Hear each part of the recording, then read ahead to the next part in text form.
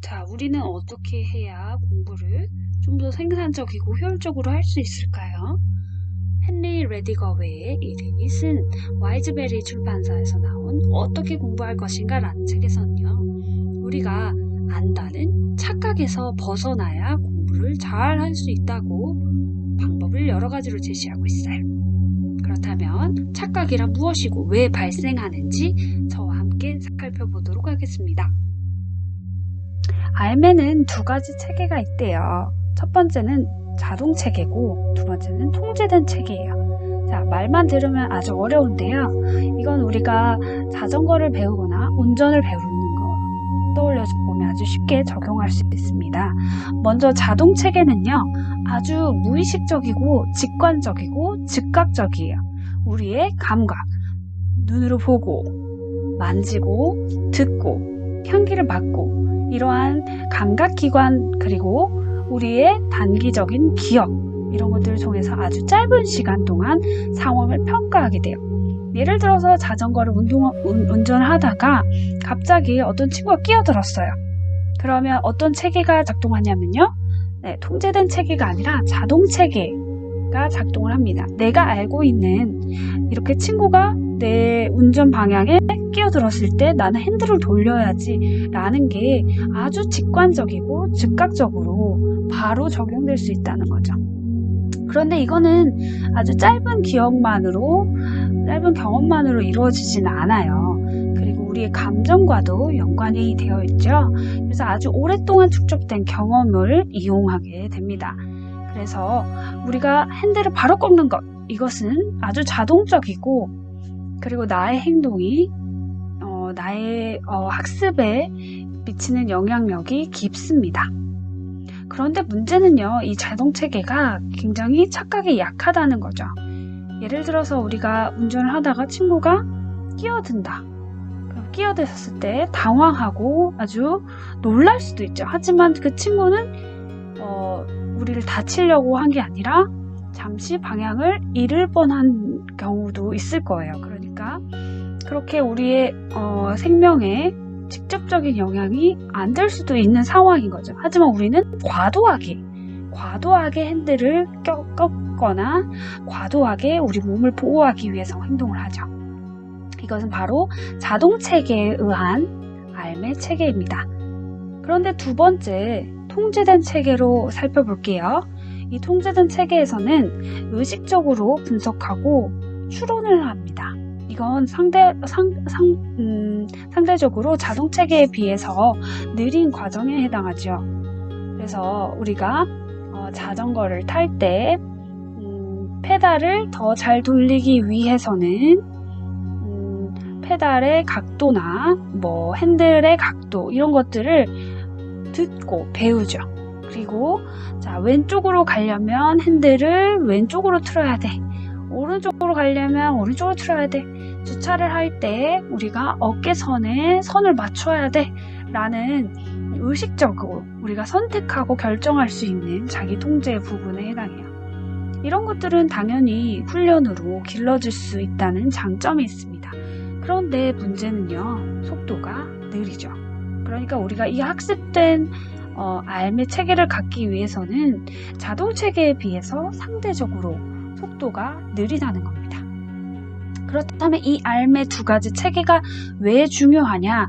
이 두 가지 체계가 동시에 상호 보완적으로 우리 알매에 관여하기 때문이에요. 그래서 이 자동 체계와 통제된 체계가 각기 다른 특징을 가지고 우리의 알매를 구성을 하고 있는데 여기에서 우리는 생각지 못한 왜곡의 문제에 직면하게 됩니다. 그 문제라는 것은 착각과 기억 왜곡입니다. 자, 우리는 이야기에 대한 갈망을 가지고 있어요. 우리 초등교육에서 스토리텔링이라고 얘기를 많이 했는데 특히 어린아이들도 그렇지만 우리 인간은요, 모호하고 임의적인 사건들에 굉장히 불편함을 느껴요. 그래서 어떤 스토리가 완성이 되어야 돼요. 중간에 뭐가 빠지면 이건 이상한데 아주 불편함을 느낍니다. 그래서 내가 세상을 이해할 때 이건 그래서 그렇고 저건 그래서 그렇다는 합리적인 설명으로 채워져야 만족을 하는 특성을 가지고 있어요. 특히요, 개인적인 기억에서 나온 이야기. 예를 들어서 내가 자전거를 배울 때 무릎이 까졌다. 이런 이야기는요, 나의 앞으로의 행동과 판단에 어떤 결정적인 직관의 중심이 됩니다. 그래서 이렇게 하다가는 넘어져서 무릎이 깨졌었지 라는 기억이 있기 때문에 그게 이야기를 만들고 그 이야기 안에서 나의 행동과 판단을 결정하는 거예요. 그래서 내가 변화할 수 있다는 그러한 기억, 내가 이렇게 행동을 했을 때 이렇게 바뀐다는 그런 경험들, 이런 이야기들은 내 지각, 내가 느끼고 감정을 느끼고 내가 감각으로 느끼는 모든 경험들을 왜곡할 수가 있어요. 하지만 왜곡할 수 있지만 동시에 나의 학습 능력에 필수적이에요.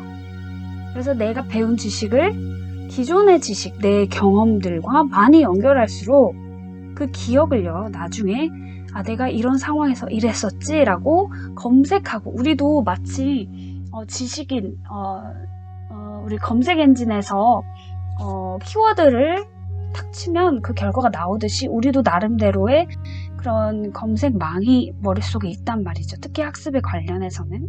그런데 그런 검색과 그것을 꺼내 쓰는 거, 인출하는데 쓸 수 있는 정신적인 단서가 많아져요. 예를 들어서 우리가 어떤 책을 읽다가 중간에 여기까지 읽다가 나 이 부분 나중에 기억해야겠어 라고 했을 때 책갈피를 놔두잖아요. 그것과 마찬가지로 우리의 기억의 모든 복잡한 그런 잡동사니들 안에서 바구니를 넣고 정리하는 역할을 이야기를 통해서 할 수 있다는 겁니다. 그런데 이 문제는 이런 과정에서 착각과 기억 왜곡이 발생한다는 거예요. 왜냐하면 그런 정신적 단서가 너무 많아지거나 섞여서 우리에게 혼란을 줄 수 있기 때문이죠. 자, 그래서 우리는 이렇게 사과나무에 달린 사과들처럼 많은 기존 지식과 연결을 통해서 학습을 해 나가는데 그 학습에 필요한 단서들이 왜곡될 수 있다는 겁니다. 이 기억 왜곡에는요, 9가지의 유형이 있는데요. 먼저 상상팽창은 어떤 사건에 있어서 생생하게 상상을 하고 요청받은 사람들은요, 그 사건이 실제로 일어났다고 믿는 경향이에요. 두 번째로는 암시가 있어요. 선생님, 제가 저랑 부딪혔어요 라고 하는 것, 제가 저랑 살짝 손이 닿았어요 라고 하는 것에는 큰 차이가 있죠. 이미 내가 부딪혔다라고, 충돌했다라고 하는 것에서는 굉장히 세게 친구와 부딪혔다는 것을 우리 연상할 수 있고요. 제가 저랑 손이 닿았어요 라고 하는 건요, 반드시 그렇게 물리적으로 급격한 속도 변화는 있었다고 생각하지 않을 수 있죠. 이렇게 말 하나, 선택 단어 하나를 하는데도 암시의 영향이 있을 수 있다는 거죠. 세 번째로는 간섭인데요. 범죄가 발생했을 때 우리가 용의자의 사진 여러 장을 보여줘요.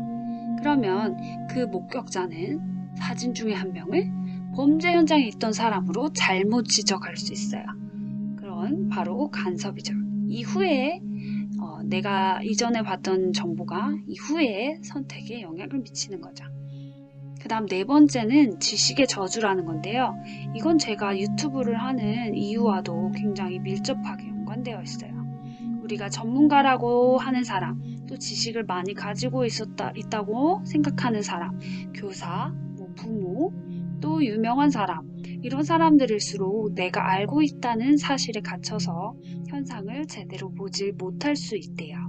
그래서 내가 이미 나는 김치찌개 끓이는 방법을 잘 알고 있어 라고 한다면 다른 사람 또한 김치찌개 정도는 쉽게 그건 돼지고기 넣고 김치를 먼저 좀 잘라가지고 넣고 끓이면 되는 거야 라고 생각할 수 있다는 거죠. 하지만 새롭게 내 지식과 기술을 배우려는 사람은요, 그것을 익히는데 굉장히 어려움을 경험할 수 있다는 걸 모르는 거죠.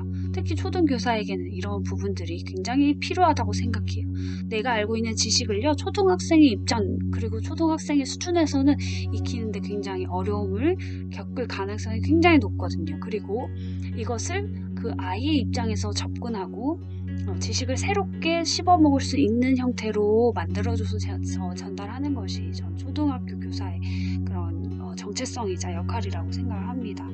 그래서 이러한 지식들을 내가 제대로 알고 있는 것인지 다시 한번 점검하고 또 나누는 과정이 제가 유튜브를 하는 과정입니다. 그래서 이렇게 지식의 저주가 착각과 기억 왜곡에 작동을 한다 정도로 알고 넘어가시면 될 것 같아요. 자, 안다는 느낌도 마찬가지예요. 이거는 지식의 저주랑 조금 차이가 있는데요. 이거는 거짓말이에요. 거짓말을요 계속 들으면 진짜처럼 느껴져요. 그래서 사과가 무슨 소리야, 사과가 초록색이지, 사과가 어떻게 파란색일 수 있어 라고 하면요, 이건 파란색이라는 거 거짓말이라는 걸 알아요. 한데 그 거짓말을 계속 듣다 보면 사과가 파란색으로 보이기도 해요. 이렇게 안다는 느낌에 빠질 수가 있습니다. 또 유창성 착각이란 것은 우리가 6번째 유형인데요. 책을 읽을 때 항상 앞 페이지는 너덜너덜해요. 수학의 정석 같은 경우 앞 페이지는 항상 손때가 묻어있죠. 그래서 처음에 어떤 책이나 이런 지식들을 익힐 때는 처음에는 되게 신기하고 그것에 집중하게 되고 좀 더 신경을 쓰지만 갈수록 내가 봤던 한번 익혔던 텍스트에 대해서는 굉장히 쉽게 생각하고 나는 그걸 이미 알고 있다고 생각해요. 그냥 나는 눈으로 훑었을 뿐이네. 그래서 이런 유창성 착각이 있고요. 사회적 영향이라는 것은 엄마가 내가 알고 있는 경험, 내가 알고 있는 어떤 사건에 대해서 엄마는 다르게 생각하고 계세요. 너 어제 엄마랑 백화점 갔다 왔잖아 라고 엄마도 얘기하고 아빠도 얘기하고 동생도 얘기해요. 그러면 나는 갔다 왔나 보다 이렇게 합의를 해버리죠. 이건 사회적 영향이고요. 그 다음 이 거짓 합의 효과, 이거는요 사회적 영향이랑 굉장히 비슷해요. 이거 역시 이건 뭐냐면 내가 백화점 갔다 왔다고 믿으면 당연히 우리 가족들도 백화점 갔다 왔다고 믿을 것이다 라는 믿음을 가지고 있다는 거죠. 그러니까 내가 백화점 갔다 왔다는 사실을 사실로 믿어버리면 내가 속한 다른 사람들도 나와 같은 생각을 가지고 있다 라고 합의됐을 것이다 라고 믿어버리는 것을 거짓합의라고 합니다. 그러니까 내가 맞추는 게 아니라 다른 사람의 믿음을 맞춰버리는 거죠. 그 다음 성관기억은요, 이거는 우리의 911, 9.11 사건이라든지 대구 지하철 참사 같은 아주 충격적인 그런 재난에 있어서 충격적인 사건을 사람들이 잘못 기억할 수 있다는 것, 그 기억에 상당한 왜곡이 있을 수 있다는 것을 보여주는 유형입니다. 그래서 이런 9가지 유형으로 우리는 기억을 왜곡을 하기가 쉽습니다. 그만큼 우리의 삶에서, 우리 삶에서, 학습에서 기억 왜곡은 굉장히 빈번하고 평상시에 쉽게 볼 수 있는 그런 현상이라고 볼 수 있겠죠. 자, 그러면 우리 아이들 그리고 우리 성인들이 경험을 통해서 왜 우리는 미숙함을 배울 수 없을까? 이거는요, 더닝크루거 효과라고도 하는데요. 자기 유능함을 아까 얘기했지만 지식의 저주나 이런 것들을 통해서 과대평가하고 나의 메타인지, 그러니까 상위인지라고도 얘기하는데 나의 수행이 바람직한 수행에 비추어 얼마나 잘 이루어지고 있는지 이 불일치 여부를 감지하지 못하기 때문에 우리가 성장하고 경험을 통해서 학습할 수 없다는 거예요. 그러면 이 학습을 위해서는 어떤 계기가 있어야 되느냐? 첫 번째로는 부정적 피드백이 있어야 합니다. 학생들이 저는 평가를 하면요 많이 틀리게 하려고 해요. 특히 학기 초일수록 내가 모르고 있는 것, 내가 시험을 봤을 때 많이 틀려야 틀려봐야 내가 어떤 부분에서 잘하고 어떤 부분을 잘 못하는지가 평가가 됩니다. 그런데 사람들이 나는 빨간 비가 내리는 걸 원하지 않아. 또 내가 선생님한테 혼나고 싶지 않아 라고 그런 부정적 피드백을 피해버리면 내가 성장할 기회 또한 잃어버리게 되는 겁니다. 그래서 우리는 자기주도 학습의 맹점이 여기 있다고 봅니다. 물론 초등학교 학생들의 경우 기본 생활 습관도 중요하지만 초등학교 고학년부터 이제 자기주도 학습이 대두가 되고 중학교 때부터는 이걸 완전히 정착을 시켜야 하는데 문제는 여기에 부정적 피드백이 충분히 제공이 되느냐 이겁니다. 내가 피드백을 그냥 주는 게 아니라 너는 맞았다 틀렸다 문제의 가부만 따지는 게 아니라 내가 왜 틀렸고 내가 이걸 숫자를 잘못 봐서 틀린 건지 아니면 곱셈의 개념을 이해를 못해서 틀린 건지에 대해서 정확한 이해를 하고 넘어가야 되는데 그것이 제공되지 않은 상태에서의 자기주도 학습은 그냥 허울 좋은 학습의 유행에 그냥 지나지 않는 거예요. 그러면 자기주도 학습이라고 해서 다이어리도 막 사고 자신감 있고 뭐 너는 잘 해봐라 이제 학원이든 어디든 자기주도 학습이란 말을 학습지에서도 많이 쓰고 광고에서도 많이 쓰고 합니다. 그런데 부적절한 자신감만 가지고 있고 자기 학습 습관을 제대로 바꾸려는 생각을 하지 않으면 이것은 결국 자기주도 학습이 될 수가 없는 겁니다. 가장 중요한 건 아까 말씀드렸듯이 부정적 피드백과 상위인지, 메타인지 내가 알고 있는 것을 정확히 알고 있느냐에 대한 판단인데 그것이 주어지지 않아 버리면 안 된다는 거예요. 그래서 우리는 그냥 격려만 해서는 충분하지가 않아요. 내가 학생이 어떤 부분이 부족한지 파악을 해야 되고 그 부족한 부분을 채우는 데 필요한 연습이 체계적으로 이루어져야 돼요. 매일 꾸준한 시간, 정해진 시간을 지속적으로 그리고 이것에 대한 채점도 스스로 할 수 있어야 돼요. 스스로 하고 그것에 대한 피드백이 매일 주어져야 그 학생은 학습을 하고 있다고 우리는 말할 수 있습니다. 그래서 이런 결정의 근거가 되는 내가 이것을 안다 모른다 판단하는 그런 결정의 근거는요. 내 주관적 경험이 아니라 외부의 객관적 기준이 돼야 돼요. 이 정도 했으면 공부 열심히 했네 라고 본인이 생각하고 끝나는 게 아니라 객관적 기준을 세워서 단어평가에서 몇 개 이상 맞추면 난 이것을 이해하고 있다 라는 가이드라인을 가지고 올바른 현실 감각을 갖추어야 합니다. 그리고 그것에 대해서 절대로 부끄러워해서는 안 됩니다. 부끄러워할 일도 아니고 오히려 부정적인 피드백이 있어야 내가 어떤 부분을 발전시켜야 될지 분명하게 드러나요. 그렇기 때문에 그것을 부끄러워하거나 감춰서는 절대 안 되고요. 그렇다면 우리가 어떻게 공부를 하는 게 좋을 것인가 정리를 해보겠습니다.